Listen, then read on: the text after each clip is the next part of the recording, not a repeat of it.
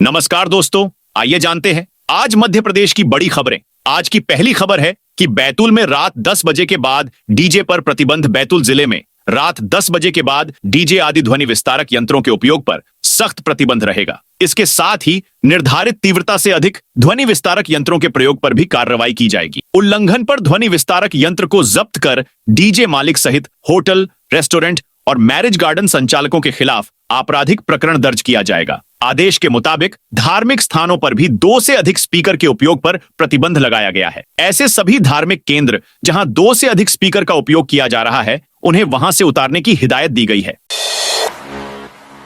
खंडवा में स्कूलों के समय में फेरबदल। शीतलहर को देखते हुए खंडवा जिले में स्कूलों के समय में फेरबदल किया गया है। अब नर्सरी से 8वीं तक की क्लासेस सुबह 9 बजे से पहले संचालित नहीं हो पाएगी। सभी प्राइमरी और मिडिल स्कूल सुबह 9 बजे बाद ही खुल सकेंगे। सिर्फ परीक्षा ही पूर्व निर्धारित समय अनुसार होंगी। इस संबंध में जिला शिक्षा अधिकारी प्यार सिंह सोलंकी ने आदेश जारी किए गए हैं। आदेश में निजी व सरकारी सहित सीबीएसई स्कूल भी शामिल हैं। फसल बीमा पोर्टल पर रजिस्ट्रेशन की अंतिम तिथि 31 दिसंबर। उमरिया जिले में फसल बीमा की अंतिम तिथि 31 दिसंबर घोषित की गई है। उप संचालक कृषि संग्राम सिंह मरावी ने बताया कि प्रधानमंत्री फसल बीमा योजना में रबी फसलों के लिए बीमा पंजीकरण की शुरुआत हो गई है। रबी की फसलों का बीमा कराने की अंतिम तिथि 31 दिसंबर 2024 निर्धारित की गई है। कृषक निर्धारित तिथि के पूर्व अपने पटवारी हल्का की अधिसूचित फसलों का बीमा करवा सकते हैं। रबी सीजन में सभी अनाज, दलहन, तिलहन फसलों की बीमित राशि का मात्रा अधिकतम 1.5% प्रीमियम कृषक भाइयों की ओर से देना है।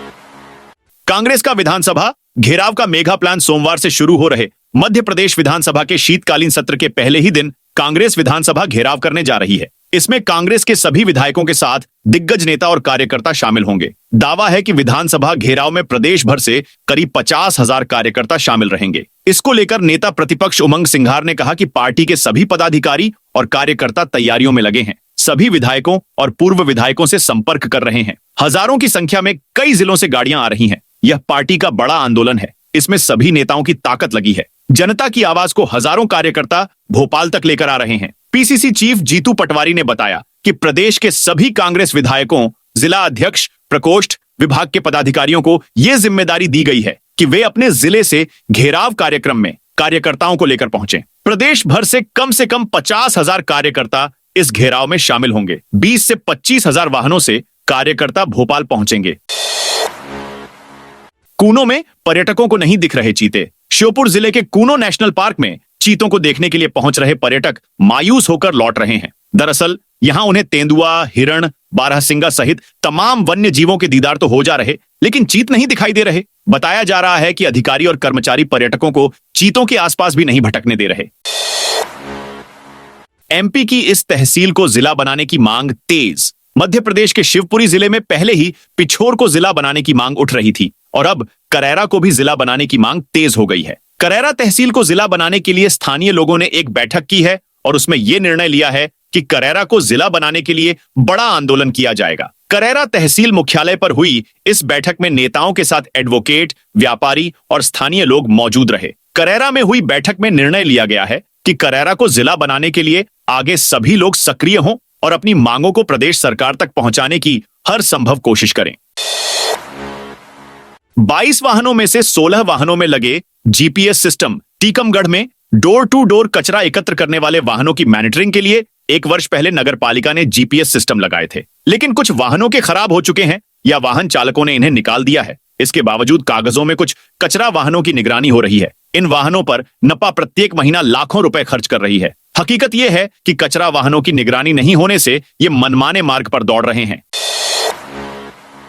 भोपाल कानपुर के बीच बनेगा 526 किलोमीटर। मध्य प्रदेश की राजधानी भोपाल से यूपी के कानपुर तक 4 लेन हाईवे बनाया जा रहा है। इसे इकोनॉमिक कॉरिडोर नाम दिया गया है। 526 किलोमीटर लंबे इस कॉरिडोर को 4 चरणों में बनाया जाएगा, जिसके पहले चरण का काम शुरू हो चुका है। केंद्र सरकार ने इस कॉरिडोर को बनाने के लिए 3,589 करोड़ रुपए मंजूर किए हैं। इस इकोनॉमिक कॉरिडोर के बनने के बाद भोपाल से कानपुर की दूरी तो ज्यादा कम तो नहीं होगी, लेकिन सफर जरूर आसान हो जाएगा और करीब 2 घंटे का कम समय सफर पूरा करने में लगेगा।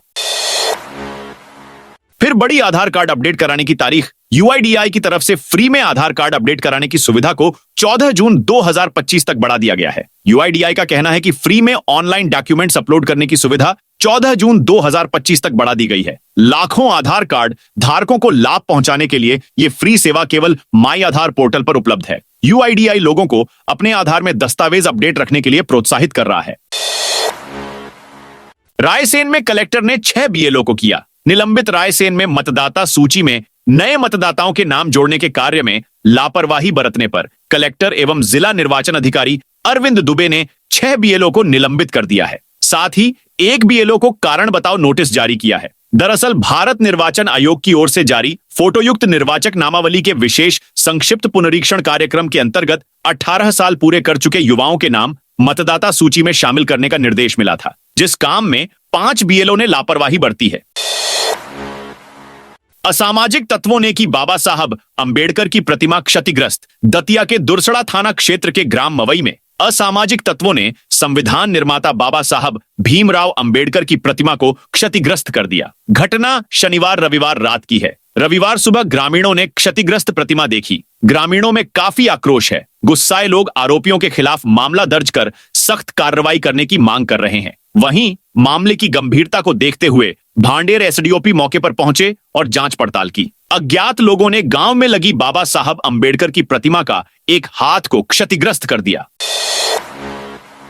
नदी जोड़ो परियोजना से जुड़ेंगे 263 गांव। मध्य प्रदेश और राजस्थान की महत्वपूर्ण पार्वती काली सिंध चंबल लिंक परियोजना का आगाज होने जा रहा है। राजस्थान के जयपुर में 17 दिसंबर को प्रधानमंत्री नरेंद्र मोदी इस परियोजना का भूमि पूजन करेंगे। इस परियोजना से राजगढ़ जिले के 64 गांव लाभान्वित होंगे। दरअसल सुथालिया परियोजना में जिले की ब्यावरा विस के 220 गांव लाभान्वित हो रहे हैं। इसके अलावा जो बचे हुए 43 गांव भी अब लिंक परियोजना के माध्यम से लाभान्वित हो जाएंगे। पार्वती नदी के माध्यम से उक्त परियोजना का असर यहां होगा। वहीं सारंगपुर में काली सिंध नदी के माध्यम से करीब 21 गांव के किसान लाभान्वित होंगे। दतिया एसपी ने 8 पुलिस कर्मियों का किया तबादला। दतिया जिले की कानून व्यवस्था को ठीक करने के लिए एएसपी वीरेंद्र मिश्रा ने फेरबदल करते हुए जिले के 4 थानों में नए प्रभारियों की पदस्थापना की है। एसपी मिश्रा ने रविवार को एक आदेश जारी करते हुए पुलिस लाइन से सब इंस्पेक्टर संतोष भार्गव को सिनावल थाने का प्रभारी बनाया है। इनके अलावा सिनावल थाना प्रभारी अरविंद भदौरिया को कोतवाली भेजा गया है। ग्वालियर में इंस्पेक्टर की बेटी से रुपये 88,000 की ठगी। ग्वालियर में पिता को परेशानी में बताकर ठगों ने एक निरीक्षक की बेटी को 88,000 रुपए की चपत लगा दी। घटना कंपू थाना क्षेत्र के पुलिस अफसर रेसिडेंसी की है। घटना का पता उस समय चला जब बेटी ने पिता से रुपए पहुंचने की जानकारी ली। पिता ने कहा कि उन्होंने तो किसी को रुपए ऑनलाइन कराने के लिए कहा ही नहीं। इसके बाद पीड़ित छात्रा क्राइम ब्रांच पहुंची और साइबर सेल में मामले की शिकायत की। पुलिस ने उनकी शिकायत पर मामला दर्ज कर आरोपी ठग की तलाश शुरू कर दी है।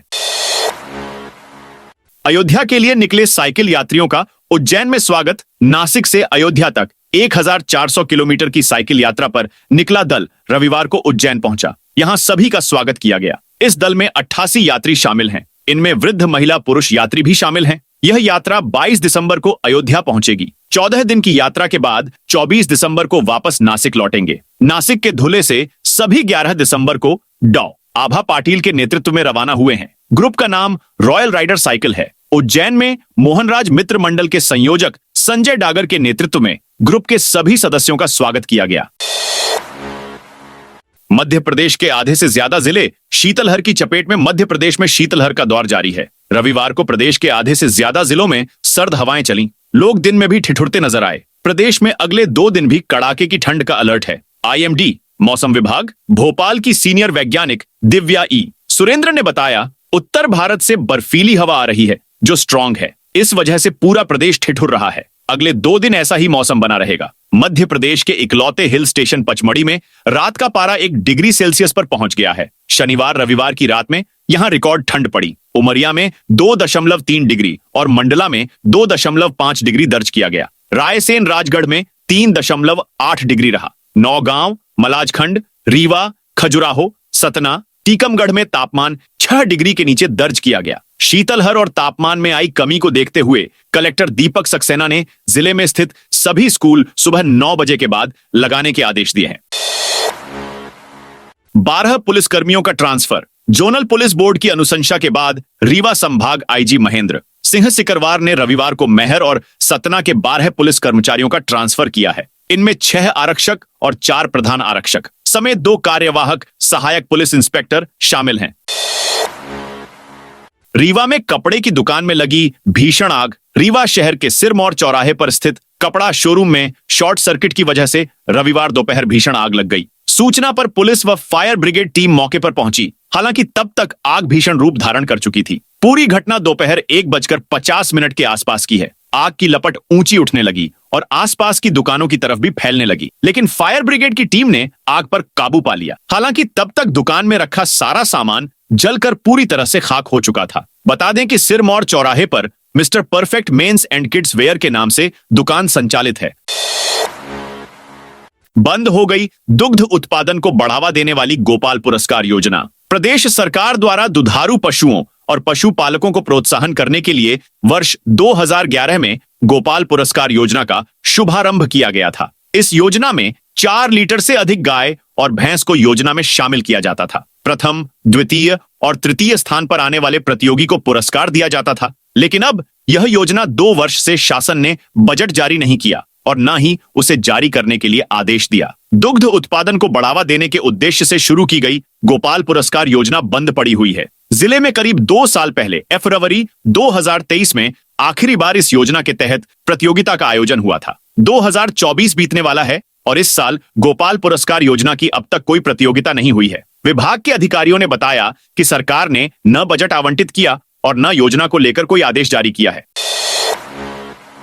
योगी के मंत्रियों ने एमपी में नेताओं को दिया महाकुंभ 2025 का निमंत्रण। प्रयागराज में महाकुंभ 2025 की शुरुआत 15 जनवरी से हो रही है, जिसका निमंत्रण देने के लिए योगी सरकार के 2 मंत्री मध्य प्रदेश पहुंचे हैं। शनिवार को स्वतंत्र देव सिंह और दिनेश प्रताप सिंह ने बाबा महाकाल को निमंत्रण देने के बाद राजधानी भोपाल पहुंचे, जहां उन्होंने पक्ष विपक्ष के कई दिग्गज नेताओं को कुंभ में आने का निमंत्रण दिया। यूपी से आए दोनों मंत्रियों ने केंद्रीय कृषि मंत्री शिवराज सिंह चौहान, नेता प्रतिपक्ष उमंग सिंघार, मध्य प्रदेश व छत्तीसगढ़ के क्षेत्रीय महामंत्री अजय जमवाल, मध्य प्रदेश के प्रदेश संगठन महामंत्री हितानंद शर्मा को महाकुंभ 2025 का आमंत्रण दिया।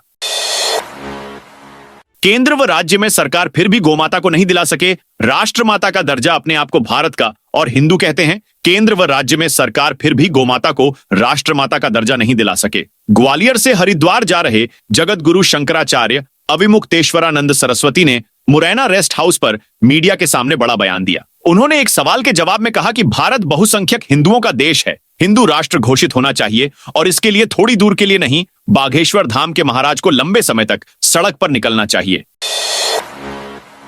एमपी के लिए 1.87 लाख से ज्यादा पीएम आवास मंजूर। केंद्र सरकार की ओर से चलाई जा रही योजना पीएम जन मन के तहत पक्के घर तैयार किए जा रहे हैं, जिसमें 3 विशेष पिछड़ी जनजातीय समूहों के पात्र परिवारों के पक्के घर देने का लक्ष्य रखा गया है। मध्य प्रदेश में विशेष पिछड़ी जनजाति समूह के लिए सरकार द्वारा 2 चरणों में कुल 1,87,000, 1,18,838 पीएम आवास मंजूर किए जा चुके हैं। पहले चरण में केंद्रीय ग्रामीण विकास मंत्रालय की ओर से 1,54,000 पीएम आवासों को मंजूरी दे दी गई है। पीएम आवास की मंजूरी की बात करें तो श्योपुर जिले को 7,561, शिवपुरी को 5,154, उमरिया को 738 पीएम आवास मंजूर किए जा चुके हैं। 4,092 शहडोल, 2,591 अशोकनगर, 2,294, गुना 2,098, सिंगरौली 1,895, डिंडोरी 1,532, अनूपपुर 1,522, सीधी 1,040, मंडला 903, मुरैना 695, विदिशा 448, बालाघाट 401, ग्वालियर 286, छिंदवाड़ा 202, नरसिंहपुर 148, सिवनी 117, दतिया 110, जबलपुर 42 एवं रायसेन जिले को 29 पीएम आवास मंजूर किए गए हैं। उपराष्ट्रपति जगदीप धनखड़ पहुंचे ग्वालियर। भारत के उपराष्ट्रपति जगदीप धनखड़ रविवार को मध्य प्रदेश के ग्वालियर पहुंच गए हैं। यहां राज्यपाल मंगूभाई पटेल, मुख्यमंत्री डॉ मोहन यादव, केंद्रीय मंत्री ज्योतिरादित्य सिंधिया, विधानसभा अध्यक्ष नरेंद्र सिंह तोमर, सांसद भारत सिंह कुशवाहा समेत कई दिग्गज नेताओं ने उनका स्वागत किया। ग्वालियर एयरपोर्ट से उपराष्ट्रपति धनखड़ सीधे महाराजबाड़ा पहुंचे, जहां उन्होंने जियो साइंस म्यूजियम का उद्घाटन किया। तो दोस्तों, यह थी आज मध्य प्रदेश की बड़ी खबरें। आप इस वीडियो को कौन से जिले देख रहे हैं, उस जिले का नाम जरूर कमेंट में बताइए।